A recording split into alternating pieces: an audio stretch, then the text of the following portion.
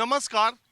देश के इतिहास में आज का दिन एक गौरवशाली दिन के तौर पर दर्ज हो गया जब आजादी के 76 सालों के बाद देश को एक नई संसद मिली है, एक नया संसद भवन मिला है। ये नया संसद भवन पुराने संसद भवन के ठीक सामने है, यानी दोनों एक दूसरे के आईने की तरह है, आमने सामने है। पुराना जो संसद भवन है वो अंग्रेजों के जमाने में इंपीरियल लेजिस्लेटिव काउंसिल की मीटिंग्स के लिए बना था और इसके जो आर्किटेक्ट थे वो एडविन लुटियंस और हर्बर्ट बेकर थे, जिन्होंने 1921 में इस इमारत को बनाना शुरू किया और 1927 तक ये इमारत बनी। जबकि नई संसद दिसंबर 2020 में बनना शुरू हुई, इसका काम शुरू हुआ और रिकॉर्ड 30 महीने में ये संसद भवन बन करके तैयार हुआ। इसके जो आर्किटेक्ट है वो बिमल पटेल है और इस दोनों संसद के बीच में एक रोड जाएगी। अब पुराने संसद भवन को लोकतंत्र के म्यूजियम के तौर पर संभाल कर रखा जाएगा। ये दोनों लोकतंत्र के मंदिर भारत में लोकतंत्र की जड़ें को कितना गहरा, लोकतंत्र की जड़ें कितनी गहरी हैं, ये दोनों बिल्डिंग्स उसकी दस्तावेज है। पुराने संसद भवन की मियाद पूरी हो चुकी थी। बनाने वाले आर्किटेक्ट ने बनाते वक्त ही कहा था कि ये 100 साल की इमारत है। नए आर्किटेक्ट ने कहा है कि ये 150 साल की इमारत है। इन अगर आप ऐसे देखें तो मीरा कुमार लोकसभा अध्यक्ष रहते हुए उन्होंने आज के 10 साल पहले एक नई संसद बनाने के लिए कमेटी बनाई थी। प्रधानमंत्री नरेंद्र मोदी को जब देश ने दोबारा जन्म दिया तब उन्होंने सेंट्रल विस्टा प्रोजेक्ट के तहत ये नई संसद बनाने का फैसला किया और बनवा करके तैयार कर दिया 30 महीने में।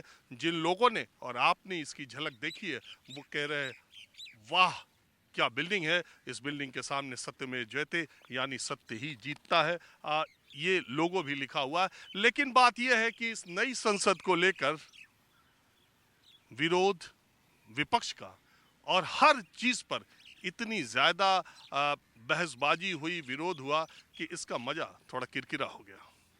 पुरानी संसद का उद्घाटन तब के वाइसराय लॉर्ड इरविन ने किया था। आज की संसद का उद्घाटन आजाद भारत में पैदा हुए भारत के 14वें प्रधानमंत्री नरेंद्र मोदी ने किया। नरेंद्र मोदी ने उद्घाटन के मौके पर कहा कि देश की 140 करोड़ जनता की उम्मीदों का भवन है ये नया संसद भवन। लेकिन इसके उद्घाटन की तारीखों के ऐलान से ही इसका विरोध शुरू हो गया था।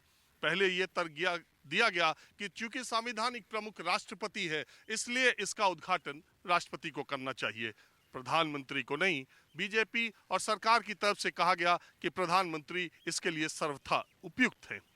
इसके बाद सेंगोल को लेकर सत्ता पक्ष की तरफ से कहा गया कि प्रधानमंत्री नेहरू ने भारतीय अस्मिता संप्रभुता की पहचान सेंगोल को एक म्यूजियम में रखवा दिया था। इसके विरोध में तर्क ये दिया कि प्रधानमंत्री नेहरू ने, चूंकि ये राजदंड है, चूंकि ये राजसत्ता का प्रतीक है और हमने लोकतंत्र को अपनाया था, इसलिए प्रधानमंत्री नेहरू ने इसे लोकतंत्र के मंदिर में रखवाना उचित नहीं समझा। सेंगोल को इतने दिनों के बाद फिर उसके स्थान पर यानी संसद में स्थापित करने के पीछे तर्क ये दिया गया कि ये संप्रभुता और भारतीयता का प्रतीक है। आपने देखा किस तरह के पंडित पुजारियों के साथ प्रधानमंत्री नरेंद्र मोदी आए। बहुत लोगों ने कहा कि एक पंथ निरपेक्ष, एक सेकुलर स्टेट में एक धर्म विशेष के लोगों के साथ पूजा करना ठीक नहीं था। दूसरी तरफ कहा गया कि यह हमारी भारतीयता, हमारी सांस्कृतिक और सांस्कृतिक राष्ट्रवाद की पहचान है, इसलिए ऐसा करना सर्वथा ठीक था। इस तरह के जो दोनों तरफ से तर्क और उसका विरोध तर्क दिए जा रहे हैं, समर्थन और पक्ष की बात कही जा रही है। इस बीच विपक्ष की 20 बड़ी पार्टियों ने इस समारोह का ये कहते हुए बहिष्कार कर दिया कि राष्ट्रपति यहाँ पर नहीं आए। जो आए वो भी नहीं दिखे, तो जो नहीं आए वो आते भी तो दिखते कि नहीं दिखते इसका पता करना मुश्किल है। लेकिन सवाल ये है कि 140 करोड़ लोगों की उम्मीदें इस लोकतंत्र के मंदिर पर जो लगी हुई हैं, तो उम्मीद ये की जानी चाहिए कि हमारे देश में लोकतंत्र की जड़ें जो गहरी हैं वो इस लोकतंत्र के नए मंदिर में और अपनी पैठ मजबूत बनाती जाएंगी। लेकिन सवाल है कि सारे विरोध प्रदर्शनों के बावजूद ये बात बिल्कुल सच है कि आज का दिन भारत के इतिहास में एक गौरवशाली दिन के तौर पर याद किया जाएगा। लेकिन 140 करोड़ की जनता आज के मौके को किस तरीके से देखती है, कितने लोग विपक्ष को सही मानते हैं, कितने लोग सत्ता पक्ष को। आज माहौल क्या है, हमें कुछ आम लोगों से बात करते हैं।